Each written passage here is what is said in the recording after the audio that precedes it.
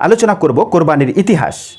পবিত্র কোরআন সূরা আনআমের 143 এবং 44 নম্বর আয়াত থেকে জানতে পারি, আল্লাহ বলেন যে আমি প্রত্যেক উম্মতের উপর কোরবানির বিধান দিয়েছিলাম যাতে তারা জবেহের সময় আল্লাহর নাম স্মরণ করতে পারে। এই আয়াত থেকে আমরা জানতে পারি যে আল্লাহ পাক প্রত্যেক উম্মতের উপরে কোরবানির বিধান দিয়েছিলেন।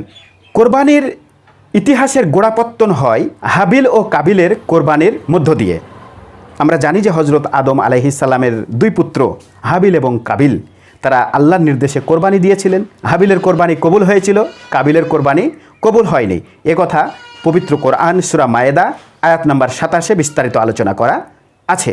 বর্তমান পৃথিবীতে বিশ্ব মুসলিমরা যে কোরবানি দেয়, সেই কোরবানি কখন থেকে চালু হয়েছিল কথা আমরা জানতে পারি পবিত্র হাদিস ইবনে মাজা হাদিস নাম্বার 3127 থেকে।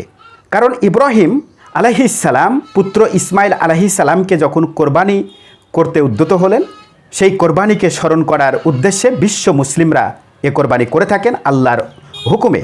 ইব্রাহিমী কোরবানির ইতিহাস পবিত্র কোরআন সূরা সাফফাত 102 থেকে 108 নম্বর আয়াত পর্যন্ত বিস্তারিতভাবে আলোচনা করা আছে, যার সংক্ষিপ্ত সারমর্ম হলো, যখন ইসমাইল আলাইহিস সালাম তার পিতা ইব্রাহিম আলাইহিস সালামের সাথে কাজ করার বয়সে উপনীত হলেন, ঠিক সেই সময় ইব্রাহিম আলাইহিস সালাম তার পুত্রকে বলছেন, আমি স্বপ্নে দেখলাম তোমাকে জবেহ করতে।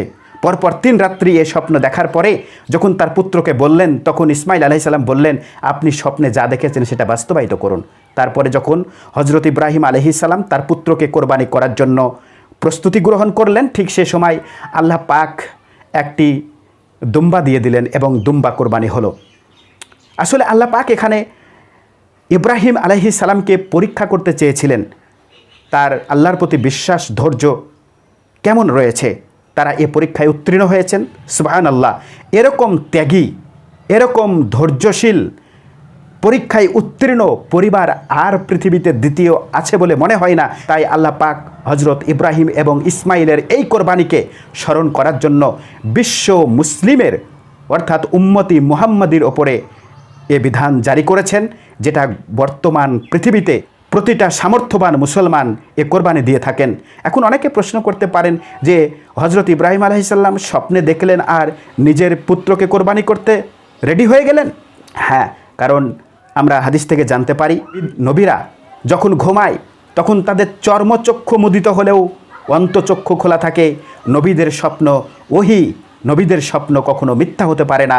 তাই তিনি বুঝে গিয়েছিলেন যে আল্লাহ পাক এটা বলছেন, তাই তিনি নিজের পুত্রকে কোরবানি করতে উদ্যত হয়েছিলেন। তারা সফল হয়েছেন। ইব্রাহিম আলাইহিস সালামের যে কোরবানি ছিল আল্লাহর আনুগত্য প্রকাশের জন্য, আল্লাহর সন্তুষ্টি অর্জনের জন্য।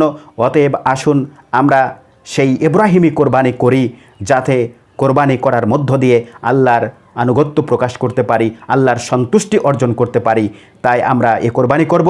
এই কোরবানি যাদের সামর্থ্য আছে তারা কখনোই ত্যাগ করব না, কারণ আল্লাহ রসুল বলেছেন, যারা কোরবানি করা সামর্থ্য থাকা সত্ত্বেও করল না, তারা যেন আমার ঈদগাহে না আসে।